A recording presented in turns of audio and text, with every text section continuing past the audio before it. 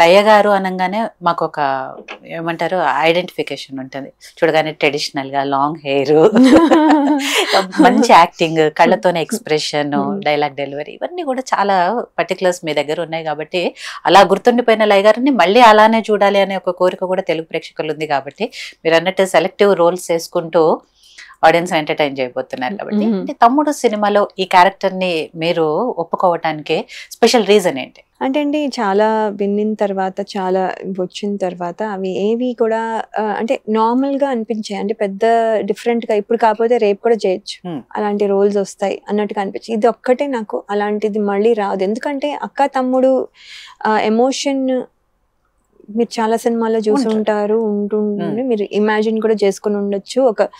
ఒక motherly feeling, అక్క అనగానే ఒక మదర్లీ ఫీలింగ్, అంటే నెక్స్ట్ మదర్ బేసిక్లీ.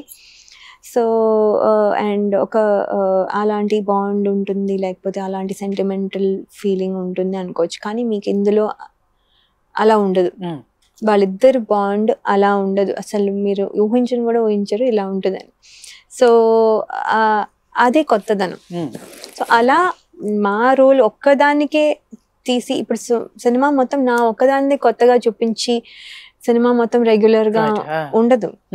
నా క్యారెక్టర్ కి నాకు కొత్తదనం, మళ్ళీ నితిన్ గారికి ఇంకొక వర్ష వేరేగా ఉంటుంది. అందరూ ఎవరు ఎక్కడ చేయనివి, అంటే ఎవరు చూడనివి. అంటే ద స్క్రీన్ ప్లే కూడా మీరు అన్ని క్యారెక్టర్స్ మిక్స్ చేసి చూసిన తర్వాత ఈ క్యారెక్టర్ ఇక్కడ చూసాము, ఇంక్లూడింగ్ ద విలన్, అస్సలు మీరు ఎక్కడ చూసుండరు.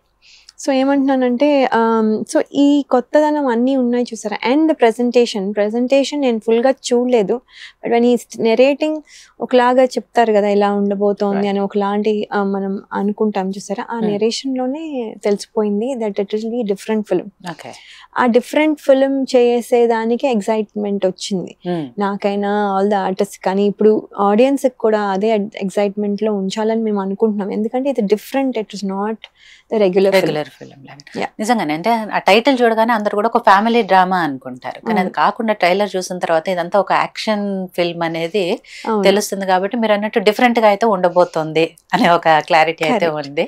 బట్ ఎంత క్లారిటీగా చూపించబోతున్నారు అనేది కోరుతుంది తెలుస్తుంది. కరెక్ట్. అండ్ ఏంటంటే యాక్షన్ లో కూడా అండి, యాక్షన్ జస్ట్ ఊరికనే వచ్చి ఫైట్ చేసారు, దానికి ఒక రీజన్ ఉంటుంది. ఆ రీజన్ కి కాన్సెప్ట్ ఉంది.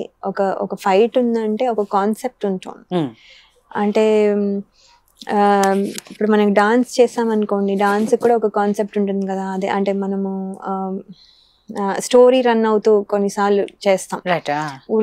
ఊరికనే ఒక డ్యూయెట్ అనుకోండి, జస్ట్ అది ఎక్కడైనా మ్యాచ్ చేయొచ్చు.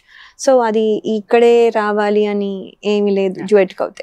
బట్ మనము డాన్స్ కాన్సెప్ట్ ఓరియంటెడ్ డాన్స్ చేసామనుకోండి, ఫర్ ఎగ్జాంపుల్ దేవుడి మీద పాటకి డాన్స్ చేసామనుకోండి, అది అక్కడే రావాలి, ఎందుకంటే దాని లీడ్ ఉంటుంది, దాని ఇది ఉంటుంది. So this is all concept oriented fight.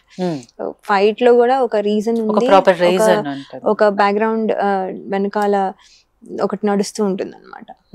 So ప్రతి ఫైట్ లోనూ ఒకటి బ్యాక్గ్రౌండ్ లో నడుస్తూ ఉంటుంది ప్యారలల్ గా. So which is interesting. అంటే ఊరికనే ఒక ఫైట్ చూసినట్టు అనిపించదు, మీకు స్టోరీతో పాటు ఒక ఫైట్ అవుతుంటుంది. So that is what is interesting. అన్ని అలా ఎలిమెంట్స్ ఆయన ఏది ఇది రొటీన్ అన్నట్టుగా చేయలేదు. మీరు జై బగులాముఖి సాంగ్ చూసినా కూడా అది అంటే స్పిరిచువల్ థింగ్, స్టోరీ నడుస్తూ ఉంటుంది.